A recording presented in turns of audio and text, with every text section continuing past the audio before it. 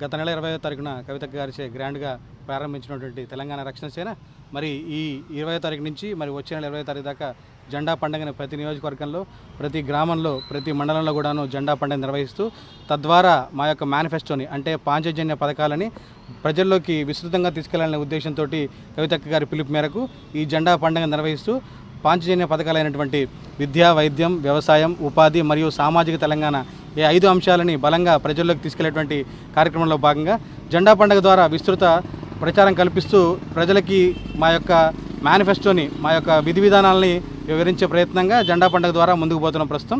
అదేవిధంగా అనేక రకాలైనటువంటి సమస్యలపైన కవితక్క గారు చేసేటువంటి పోరాటం మీరు మొదటి నుంచి చూస్తూ వస్తున్నారు.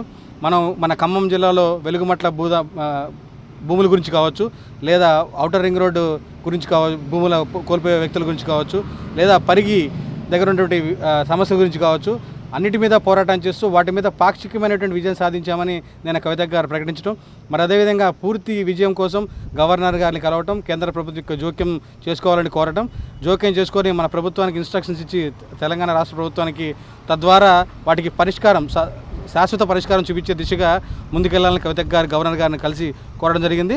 త్వరలోనే దానికి సంబంధించినటువంటి పూర్తి తీర్పు వస్తుందని ఆశాభావం వ్యక్తం చేస్తూ ఉన్నాం.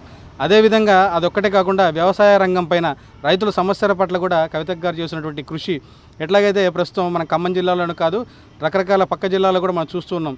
చాలా పంట రోడ్డు మీద అట్లా పోసే ఉన్నది, ఇంకా వాటిని పర్చేజ్ చేయలేదు, కొనలేదు. కాంటా దగ్గర కూడా చాలా ఇబ్బందికరమైన పరిస్థితులు ఉన్నాయి. మిల్లర్లు వాటిని తీసుకునే పరిస్థితి లేదు. తరుగు పేరిట వాటి పేరిట జరుగుతున్నటువంటి విషయాలు మనం రోజు మీడియా ద్వారా చూస్తూనే ఉన్నాం. అదేవిధంగా ప్రస్తుతం వాతావరణ మార్పులు కూడా సంభవించే ప్రదేశం నడుస్తుంది ప్రజెంట్ పరిస్థితి. మరొకవేళ వాతావరణ మార్పులు కన్నా సంభవిస్తే రైతు నష్టపోయే పరిస్థితి ఎక్కువగా ఉన్న కారణం చేత మరి సత్వరమే ప్రభుత్వం స్పందించి ధాన్యాన్ని కొనుగోలు చేయాలని, వరి కావచ్చు, మక్కలు కావచ్చు, సన్ఫ్లవర్ గింజలు కావచ్చు, ఏదైనా కావచ్చు, రైతు ఏడ్చిన రాజ్యం బాగుపడదని చెప్పినట్టు రైతుని సంతోషపెట్టే విధంగా రాజ్యాన్ని కొనసాగించాలని ముఖ్యమంత్రి గారికి విజ్ఞప్తి చేస్తున్నాం. తెలంగాణ రక్షణ సేన ఈ విధంగా ప్రతి సమస్యపైన పోరాటం చేస్తూ అదేవిధంగా త్వరలోనే ఖమ్మం జిల్లాలో కూడా పెద్ద ఎత్తున మరి సమస్యల పట్ల సానుకూలంగా స్పందించేటువంటి తీరులో మేము కూడా ఉన్నాం. ఖచ్చితంగా దీనిపైన పోరాటం చేస్తాం. శాశ్వతమైనటువంటి ఒక కమిటీని రూపొందించుకున్న తర్వాత తద్వారా ఆ కమిటీ ద్వారా ప్రతి సమస్య మీద పరిష్కారం కోసం మేము ప్రయత్నం చేస్తాం. ఇదే విధంగా తెలంగాణ రక్షణ సేన సమస్యల మీద మాత్రమే పోరాటం చేస్తుంది. సమస్యల మీద పోరాటంతో పాటుగా సమస్యల యొక్క సొల్యూషన్ తీసుకొచ్చే విధంగా, కొత్త పోరాటం మాత్రం చేసి ఉపయోగం లేదు, దాని సొల్యూషన్ వచ్చే విధంగా కూడా తెలంగాణ రక్షణ సేన పనిచేస్తుందని ఈ విధంగా తెలియజేస్తున్నాను.